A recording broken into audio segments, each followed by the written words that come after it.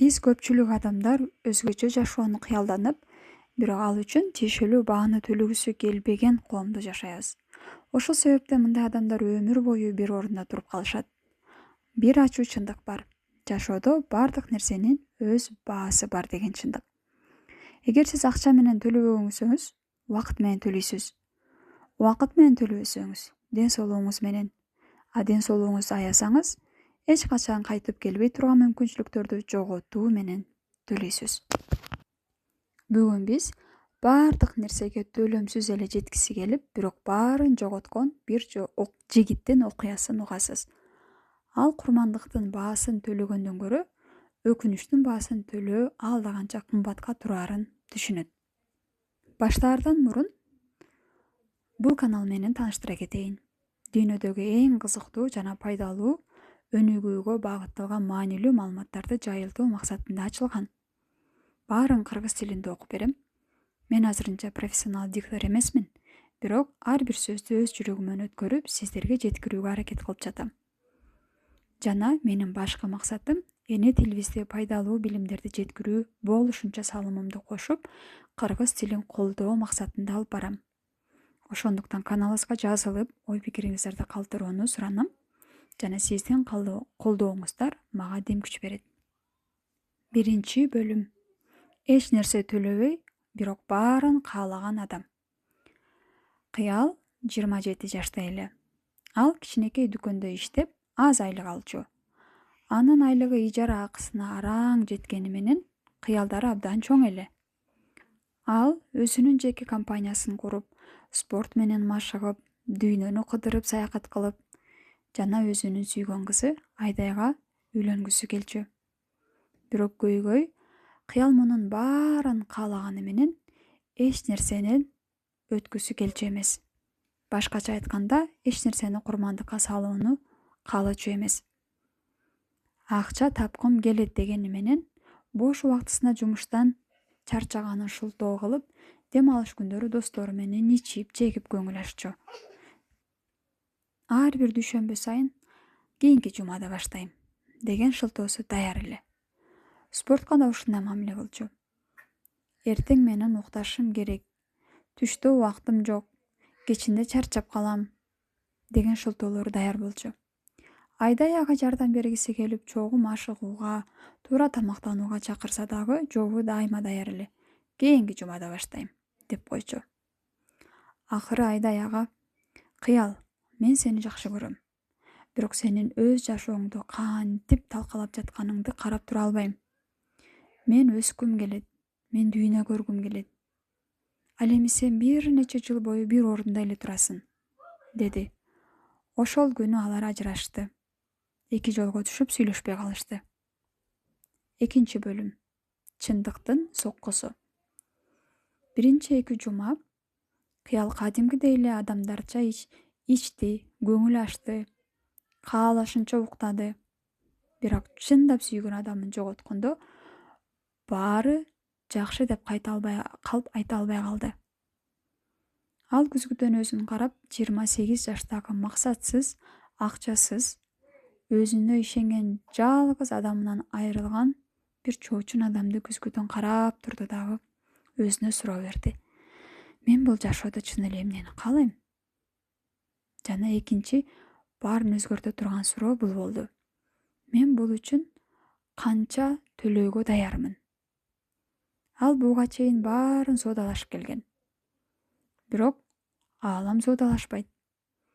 Ал түнү бою атомдук адаттар китебин сатып алып, жана самурайлардын дисциплинасы жөнүндө изилдей баштады. Үчүнчү бөлүм. Эч ким кабыл алгысы келбеген мыйзам. Бул себүү жана оруу мыйзамы. Эгер сиз ыңгайлуулукту сепсеңиз, орточо жашоону ороосуз. Эгер сиз тартипти сепсеңиз, натыйжаны оруу аласыз. Самурайлар бир нерсени түшүнүшкөн: баа баары бир төлөнөт. Болгону качан жана ким тарабынан? Сиз бүгүн аракеттин баасын төлөйсүз же эртең өкүнүчтүн баасын төлөйсүз. Кыял 28 жылын төлөмдөн качуу менен өткөрүп жүрдү. бирок баары бир жоготулган мүмкүнчүлүктөрдү жана ден соолугу менен төлөгөнүн түшүндү. 4 бөлүм. Устат. Кыял үйүнүн жанындагы күрөшүүнү үйрөтүү мектебине барды. Ал жактагы устаты Кенжи аттуу жапон киши эле. Устат, мен өзгөргүм келет. Мен жашоомду тартипке салгым келет. Мен тартиптүү болгум келет деди. Кенжи колун көтөрдү. Каалайсыңбы? Же кыласыңбы? Каалоо бул ыңгайлуу, а кылуу, аны аткаруу бул сени оорутат. Ошондуктан айтчы азыр, сен чын эле каалайсыңбы же аткарасыңбы? Кыял, аткарам, деди. Анда сүйлөгөндү токтот дагы, кирип машыгууну башта. 5 бөлүм. Гамман, чыдамкайлык өнөрү. Устаты ага гамман түшүнүгүн түшүндүрдү. Гамман бул кыйынчылыкка даттанбай, багынбай чыдоо. Күч ыңгайлуулуктан эмес, ыңгайсыздыкка сынбай чыноодон келет деди. Кыял эртең менен саат 6-да машыгып баштады. Денеси оорудубу? Чыда. Бул чыдамкайлык өнөрү деди. Мээси бүгүн эс ал дедиби? Чыдамкайлык өнөрү чыда деди. Достору кечеге чакырдыбы? Ал чыдап дагы барган жок. 4 жумада достору сен кызыксыз болуп калдың деп аны чакырбай башташты. Бул туура жолдо экениңдин белгиси. 6 бөлүм. Ичиго ичи. Кыргызча шалаакылыктын баасы. 2 айдан кийин Кыял денеси өзгөргөнүн сезди. Бирок ал дагы деле ошол дүкөндө иштеп, өзүнүн долбоорун баштай албай жүргөн. Күрөшүү өнөрүн үйрөтүү ага, сен денеңди машыктырып жатасың, бирок максатыңды унутуп калба. Устат, менин азыр убактым жок, деди. Токто. Сен ичиго ичи дегенди билесиңби? Шалаакылыктын баасын төлөө деген. Ар бир өткөн көз ирмем эч качан кайтып келбейт. Сен азыр 28-десиң. Анан качан баштайсың? 30дабы? 40дабы? Сен өз кыялың үчүн иштебеген ар бир күнүңдү кымбат нерсе, убакыт менен төлөп жатасың. Кыял чын эле эстеп көрсө, күнүнө 7 саатын социалдык тармактарга, пайдасыз нерселерге коротот экен. Анын убактысы бар эле. Бирок убактым жок деп шылтооган айтчу. Болгону арзан көңүл ачуучу кечелерге, социалдык тармактарга, керек эмес нерселерге коротчу экен. 7 бөлүм. Милдет үчүн курмандык. Самурай каалаган нерсеси менен эмес, кылышы керек болгон нерсенин ортосун тандабайт. Болгону кылыш керек болсо, аткарыш керек болсо, ошону кылат. Бул мотивация эмес, бул милдет. Кыял Инстаграмды өчүрдү. Ичкен достору менен байланышпай калды. Күнүнө 3 саат дем алыштары 6 сааттан өз долбоорунун үстүнөн иштеп баштады. Ар чарчагандан ыйлагысы келген түндөр болду. Ал таштап салгысы келди. Ал ыңгайлуулукту тандагысы келди. Бирок ал өкүнүчтүн баасы аракетинин баасынан да кымбат экенин эсине алып жатты. 8 бөлүм. Эң оор баа. 6 айда Кыял такыр башкача адам болду. Ал Айдайга жолугууну сунуштады. Мен сенин кайтып келүүнү суранбайм. Болгону мени таштап кеткениң үчүн рахмат айткым келет сага, Алтынай. Сен мени чындык менен бетме-бет келтирдиң.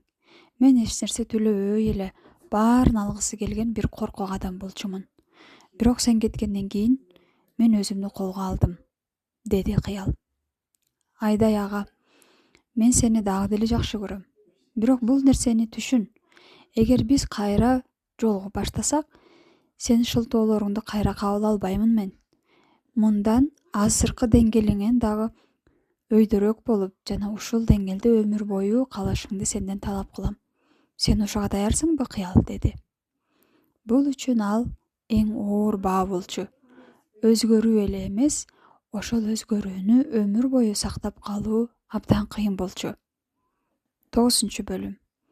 Эч качан бүтпөгөн практика. Алар кайра жолугуш баштады. Бул жолу эрежелер башкача эле. Тартип бул бир жолу жасала турган иш эмес. Бул жашоо образы. Бир жыл өттү. Кыялдын өз бизнеси бутуна туруп баштады. 2 жылы дүкөндөн кетти. 3 жылы Айдайга үйлөндү. 10 бөлүм. Акыркы чындык. Бүгүн Кыял 33 жашта. Анын бизнеси ийгиликтүү. Ал дүйнө кыдырат. Адамдар сенин жолуң ачык экен. Сенин бул жашоодо жолуң болуптур дешти. 5 жыл бою саат 6-да туруу бул жолдуу болуу эмес. Досторуң ичип, майрамдап, жыргап жүргөндө сен ал убакта иштеп жатканың бул сен жолдуу экениңди билдирбейт. Ал дагы деле күн сайын баасын төлөп жатат. Анткени ийгилик бул бир жолку сатып алуу эмес, өмүр бою төлөнүүчү жазылуу. Сизде бүгүн тандоо бар. Же ыңгайлуулук, же натыйжа. Тандабагандын өзү бул ыңгайлуулукту тандаганды билдирет. Баарынын баасы төлөнөт. Биз аны кааласак дагы, каалабасак дагы жашообуз менен, өмүрүбүз менен төлөйбүз. Сиз аракет менен төлөйсүзбү бүгүн? Же өкүнүч менен төлөйсүзбү? Тандоо бир гана сиздин колуңузда. Көргөнүңүз үчүн рахмат. Сиз өз жашооңузду кайсы бааны төлөөнү каалайсыз? Комментарийга жаза кетиңиз. Жана кийинки видеодо көрүшкөнчө.